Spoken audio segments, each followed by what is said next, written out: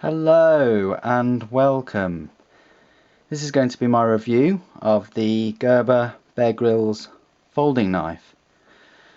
Okay, so here it is. This is the military grade nylon sheath that it comes with. We'll go into some stats and then I'll talk about both of these in a little while. Okay, so the overall length of this knife is 8.5 inches or 21.5 centimeters. The blade length is 3.6 inches or 9.1 centimeters. The cutting edge is 3.5 inches or 9 centimeters, and the weight is around 4.3 ounces or 121 grams. The weight with the sheath, you can add another ounce to that, so it's 5.3 ounces or 15 grams. Okay, so we'll just talk about the sheath very quickly. Yep, I said before, it's a nylon military grade sheath. It's quite decent.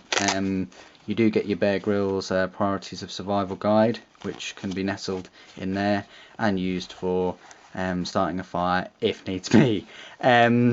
You have some straps here, so you can carry it around a belt, vertical or horizontal. I think that's quite neat. They say it's mildew resistant. It would have to be, but there we go. So that's the sheath. Quite decent sheath that you get with the knife. Move on to the knife itself. The knife has a half serrated high carbon stainless steel drop point blade. So they're the half serrations, very similar to other serrations on other Gerber knives. The knife is a lockback, so the way it works is obviously there's a spring there and it fits into the groove and into place, and it locks that blade from moving. Very durable type of locking mechanism for a knife. You push it and that raises the bar, and of course you can then close the blade into the handles. Okay, the deployment is dual stud, ambidextrous, absolutely great for right-handed and left-handed people. It's as smooth as you think it would be. It's not incredibly smooth, but it works, it's fine. Ergonomics wise, the grip is quite comfortable actually. It doesn't feel cheap or anything. It feels quite solid. These are rubber handles. I'd say if you got this wet, you'd still get a fair bit of grip, and I think that's an important note to make.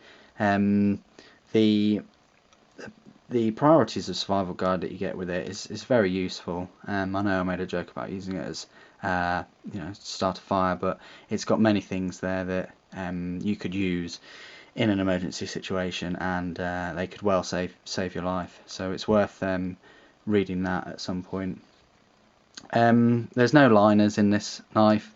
It doesn't have to be. It's not a Walker liner lock or anything, so that helps with the reduction of the overall weight of this knife. It is a locking blade, so it would be illegal to carry here in the UK. I think it is made in China. I think that's what the packaging said. I know that the Bear Grylls Parang is made in China, so I wouldn't hesitate to say this one might be as well. The price of one of these knives is about £40. I think that's quite justified for the just the range of materials you get with this, and a pretty decent sheath. It hasn't got a pocket clip, but it does have a lanyard hole. I think it's designed mainly to put in that sheath around your belt or something like that, and it's just there, and it's quite a decent knife to use in any situation that would arise. I think it is decent value. Everyday carry, nah, it's light, but I don't know, you could use it every day, but you probably need to sharpen it a fair bit, and it's not what it's really made for. It's not really made to be opened in an office environment. You kind of go outdoors with this kind of thing and use the serrations. It's a good backup blade to probably the ultimate survival blade knife, or another kind of bushcraft knife. This is kind of a backup thing. I don't think this would be your main knife, just because you'd want to baton with it, and it wouldn't really work as well with a folding knife. Obviously that's up for debate. We'll do a few comparisons. This is it next to the Bear Grylls compact scout knife. Again, this is a locking one, lock back. As you can see, the little logo has peeled off, but the knife is in working order. So that's the size comparison with that. We'll put it next to the Bear Grylls, obviously sharpened it. The ultimate survival knife. It's smaller, but only a little bit. I mean, only an inch or so smaller. So that's your size comparisons with them. And if you the handles are very similar on both of these knives. Just the blade shapes are quite similar as well. I mean, if you haven't got these knives and you've got like a, I don't know, like a Spyderco or something, this is it next to a Tenacious.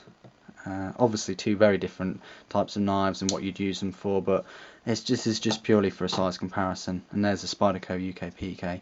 Okay, so as you can see, yeah, it's larger, but that's because of its use, I suppose.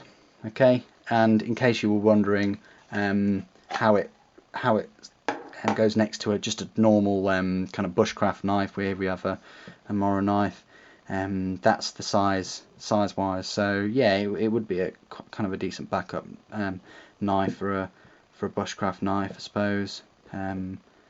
But there you have it. Okay, so I think it's quite decent value, £40. You know, the sheath is good, but there you have it. Okay, if you have enjoyed this video, please do comment, rate and subscribe, and thanks for watching. Take care.